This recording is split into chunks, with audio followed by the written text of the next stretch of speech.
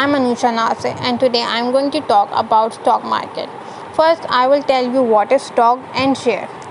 Stock एक company की ownership का पार्ट होता है और शेयर एक कंपनी के स्टॉक का पार्ट होता है। जैसे मैं बोलूँ मेरे पास 50 शेयर्स हैं यूनिलीवर के स्टॉक के, तो इट मीन्स कि स्टॉक एक पार्ट है और शेयर उसके अंदर एक इंडिविजुअल पार्ट है। There are two types of share, ordinary share and preferred share. Ordinary share सबसे मोस्ट कॉमन टाइप का शेयर होता है जो कोई भी इन्वेस्टर बाय करता है। अगर आप ऑर्डनरी शेयर होल्डर हैं तो आपको वोटिंग राइट मिलता है, आपको डिविडेंड भी मिलता है। मतलब सारी कंपनीज डिविडेंड नहीं देती हैं, कुछ कंपनीज देती हैं। अगर आपके पास शेयर उस कंपनी का जो डिविडेंड दे रही है तो आपको डिविडेंड मिलेगा।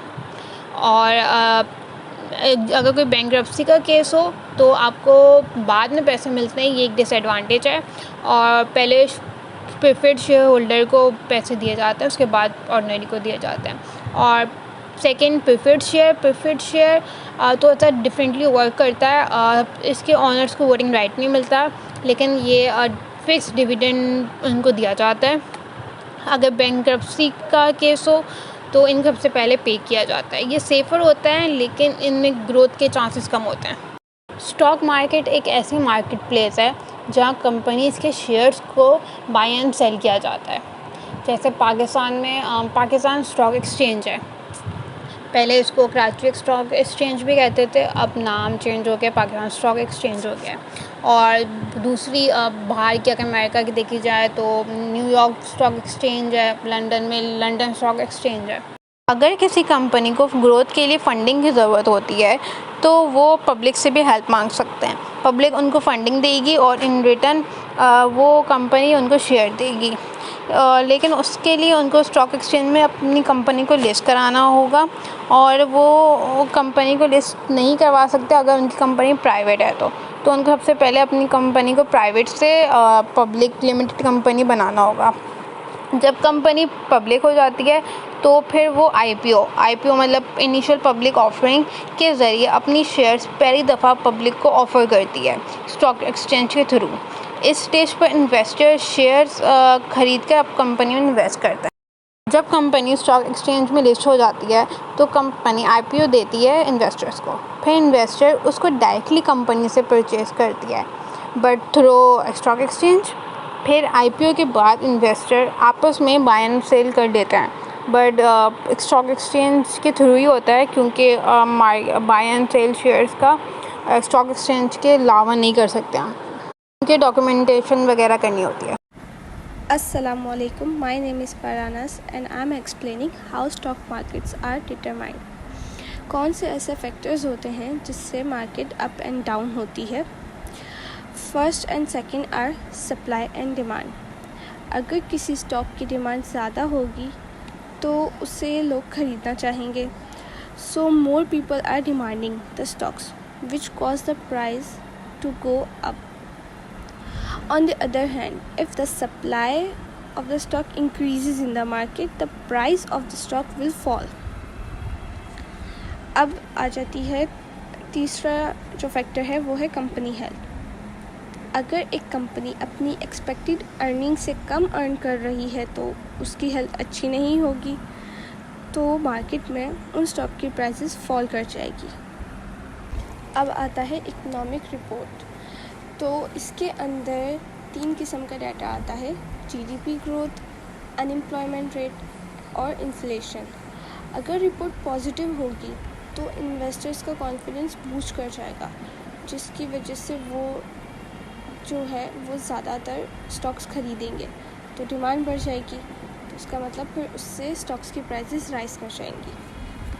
अब लास्ट है ट्रेड सेंटिमेंट। तो इसके अंदर ना ओवरऑल मूड पे डिपेंड कर रहा होता है इन्वेस्टर का, जो उसकी मार्केट के बारे में है। अगर इन्वेस्टर अच्छा फील कर रहा है इकोनॉमी के बारे में तो वो स्टॉक्स ख़रीदेगा, और अगर वो कोई नेगेटिव न्यूज़ या नेगेटिव फील कर रहा है, कोई ट्रेड की टेंशन है या किसी भी वजह से, तो वो अपने जो स्टॉक्स हैं वो बेच देगा। और अगर वो उसने बेच दिए तो सप्लाई बढ़ जाएगी, और अगर सप्लाई ज़्यादा हो गई मार्केट में तो स्टॉक की प्राइसेस फॉल कर जाएंगी। इसकी एक एग्जांपल ये है कि अगर एक कंट्री टैरिफ अनाउंस करती है तो हो सकता है कि लोगों को ये डर हो कि उनका प्रॉफिट रिड्यूस हो जाएगा, जिसकी वजह से स्टॉक की प्राइसेस ड्रॉप कर जाएंगी। The next slide is stock market index. ये एक ऐसा टूल होता है जिससे हम डिफरेंट ग्रुप ऑफ स्टॉक्स को मेजर करते हैं। ये एक थर्मोमीटर होता है स्टॉक मार्केट का। इसका पर्पस ये होता है कि ये इन्वेस्टर्स को हेल्प करता है, बताता है कि ओवरऑल मार्केट या कोई स्पेसिफिक सेक्टर कैसा परफॉर्म कर रहा है। इसकी दो टाइप्स होती हैं, एक होती है प्राइस इंडेक्स और दूसरी होती है वॉल्यूम इंडेक्स। प्राइस इंडेक्स बताता है स्पेसिफिक ग्रुप ऑफ स्टॉक के प्राइसेस में ओवर द टाइम क्या फ़र्क पड़ रहा है।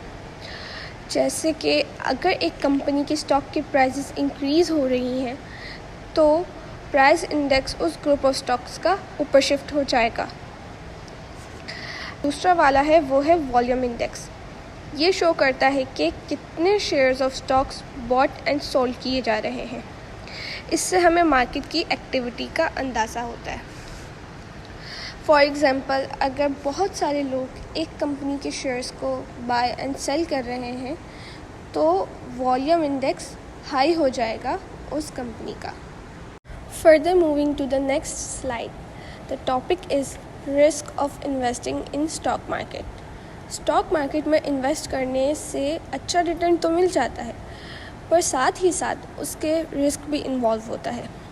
एक इन्वेस्टर को ये सारे रिस्क पता होने चाहिए। फर्स्ट है मार्केट रिस्क। ये वो रिस्क है जिससे पूरी स्टॉक मार्केट डिक्लाइन हो जाती है। इसके 3 मेजर फैक्टर्स होते हैं: economic downturn, political instability and global events. Example, during the recession period most stock lose value, चाहे कंपनी अच्छा परफॉर्म कर रही हो या ना कर रही हो। The second one is interest rate risk. Interest rate risk का स्टॉक मार्केट से नेगेटिव रिलेशन है। अगर इंटरेस्ट रेट इंक्रीज़ होगा तो स्टॉक के प्राइसेस डिक्रीज़ हो जाएंगे। फॉर एग्ज़ाम्पल, इंटरेस्ट रेट के इंक्रीज़ करने से लोग अपने पैसे स्टॉक से निकाल कर बॉन्ड्स वगैरह में लगा देंगे। अब जो थर्ड रिस्क है वो ये कहता है कि स्टॉक मार्केट्स जो हैं वो वॉलेटाइल होती हैं, क्योंकि प्राइसेस फ्लक्चुएट हो सकती हैं इतने शॉर्ट टाइम में, जिसकी वजह से थोड़े से ही टाइम में आपको हैवी गेन या हैवी लॉस हो सकता है। The next one is liquidify risk. कभी कभार इमरजेंसी में आपको पैसों की ज़रूरत पड़ गई और आपको अपने स्टॉक सेल करने पड़ गए, मगर आप उन्हें लिक्विडिफाई नहीं कर पा रहे होते क्योंकि प्राइसेस जो आपको चाहिए होती हैं उस पर वो सेल नहीं हो रहे होते। अब जो लास्ट रिस्क है वो है कंपनी रिस्क। अगर एक कंपनी अच्छा परफॉर्म कर रही होगी तो उसके स्टॉक्स के प्राइसेस हाई हो जाएंगे, और अगर कंपनी अच्छा परफॉर्म नहीं कर रही होगी तो उसके स्टॉक के प्राइसेस फॉल हो जाएंगे। The next slide is benefit of investing in stock market. Although stock markets are risky, but stock में इन्वेस्ट करने के बहुत सारे बेनिफिट्स भी हैं। The first one is dividend income. कुछ कंपनीज अपने शेयर होल्डर्स को डिविडेंड भी पे करती हैं। डिविडेंड एक पोर्शन होता है प्रॉफिट का जो स्टॉक्स में जिन्होंने इन्वेस्ट किया होता है उन्हें मिलता है अगर कंपनी प्रॉफिट में जा रही होती है। सेकंड है potential for high returns. Stocks ने प्रूव किया हुआ है हिस्टोरिकली कि वो हायर रिटर्न दे सकते हैं अदर इन्वेस्टमेंट ऑप्शन के मुकाबले में, like bonds and saving account. क्योंकि मैंने बताया था कि स्टॉक मार्केट्स एक वॉलेटाइल मार्केट है तो वो फ्लक्चुएट होती है। अगर वो फ्लक्चुएट होगी तो प्राइसेस अचानक से ऊपर जाएंगे, जिसकी वजह से सडन गेन होते हैं और वो बहुत हाई भी हो सकते हैं। ओनरशिप इन कंपनी। जब आप किसी भी कंपनी के शेयर्स बाय करते हैं तो वो आप उस कंपनी का पार्ट हो जाते हैं। वो जितने के आपने शेयर्स बाय किए होते हैं उतने का आपको कंपनी में स्टेक मिलता है। थर्ड है लिक्विडिटी। स्टॉक जो होते हैं वो बहुत इजीली लिक्विडिफाई हो जाते हैं। अगर आपको कभी इमरजेंसी में ज़रूरत पड़ गई तो आप उन्हें इजीली सेल कर सकते हैं। तो इसका ये मतलब होगा कि वो एक ऐसी इन्वेस्टमेंट है जिसको आप कभी भी कैश में कन्वर्ट कर सकते हैं। The next one is flexibility. Stock market बहुत ही फ्लेक्सिबल होती है। आपकी मर्ज़ी होती है, आप जो भी इन्वेस्टमेंट स्ट्रेटजीज़ चूज़ करना चाहे आप शॉर्ट टर्म ट्रेडिंग करना चाहें या लॉन्ग टर्म इन्वेस्टमेंट, जो आपको सूटेबल लगे आप वो कर सकते हो। Assalamu alaikum. My name is Badal Wali and today I am explaining what is brokerage firm. So brokerage firm acts as a middleman. तो वो इन्वेस्टर्स और स्टॉक एक्सचेंज के दरमियान में मिडलमैन का काम करती है और वो लोगों को फैसिलिटेट करती है कि वो buying and selling of goods and bonds and securities में हेल्प हो, वो लोग आराम से बाई कर सकें और सेल कर सकें।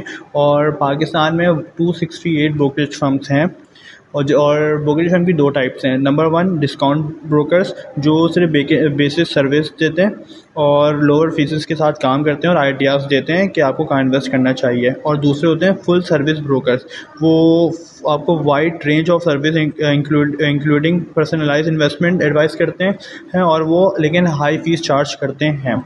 Now I am explaining role of brokerage firm. So number one point is execution of trade. So इसमें brokerage firm जो है इन्वेस्टर की हेल्प करता है कि वो buying and selling of stock आराम से कर सकें। Second point is advisory service, इसमें वो प्रोवाइड करता है कि लोगों को कि कहाँ इन्वेस्ट करना चाहिए और कहाँ नहीं, और फाइनेंशियल एडवाइस भी देता है। और उसके बाद अकाउंट मैनेजमेंट, तो वो लोगों के अकाउंट भी मैनेज करता है, उनकी इन्वेस्टमेंट को देखता है कि क्लाइंट को कहाँ करनी चाहिए, कहाँ से प्रॉफिट गेन हो सकता है। Fourth point is access to research, brokerage firm अपने लिहाज से चीज़ों को एनालाइज करता है और क्लाइंट्स को बताता है कि यहाँ अगर इन्वेस्ट करेंगे तो आपका फ़ायदा होगा, अच्छा डिसीजन देता है। और लास्ट इज़ फीस स्ट्रक्चर, वो इस सारे काम के लिए अपनी एक फ़ीस या फिर कमीशन हर स्टॉक पे चार्ज करता है। आप दूसरी साइड पे देख सकते हैं कि मैंने अपनी रिसर्च करी है, तो सितंबर में टॉप 10 ब्रोकर्स आ रहे हैं, ये सबसे पाकिस्तान में लोग इसके लिए इनके साथ काम करते हैं।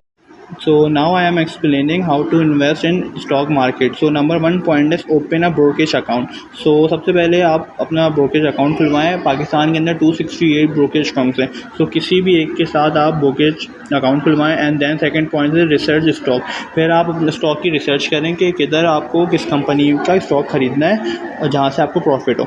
And then decide your investment budget, फिर आपका जो भी इन्वेस्टमेंट बजट है वो डिसाइड करें। And then choose your stock, so अपने स्टॉक जो आपने रिसर्च करी थी उसके ही मुताबिक आप स्टॉक चूज़ करके इन्वेस्टमेंट करें। And then place your order, जो जिसके साथ आपने ब्रोकरेज अकाउंट बनाया था वहीं से आपका मतलब ऑर्डर प्लेस होगा।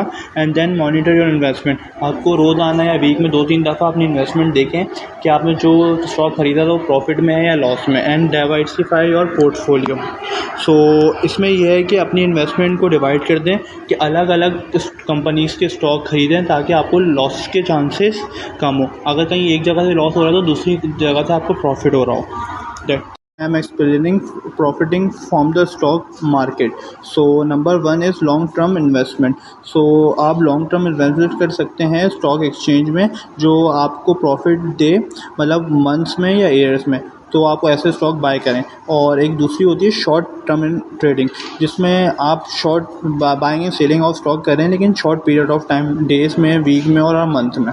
तो उसकी ना कुछ टाइप्स हैं, जैसे कि डे ट्रेडिंग, तो buying and selling with the same day, आप उसी दिन खरीदें और उसी दिन बेच दें कुछ प्रॉफिट के साथ। एक होती है स्विपिंग ट्रेडिंग, जिसमें holding stock for a few days और अ वीक, तो आप कुछ दिन के लिए स्टॉक रखें या कुछ वीक्स के लिए रखें जिसमें आपको प्रॉफिट गेन हो। इंटर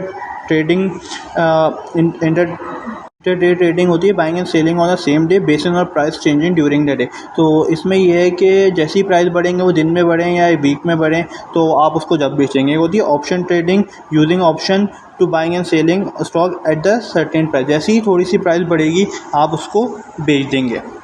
तो इसका कंक्लूजन ये है कि स्टॉक मार्केट में पैसे लगाते हैं, एक प्लेटफॉर्म है जहाँ लोग पैसे लगाते हैं कि उनकी पैसे जो हैं प्रॉफिट थोड़ा सा गेन कर सकें।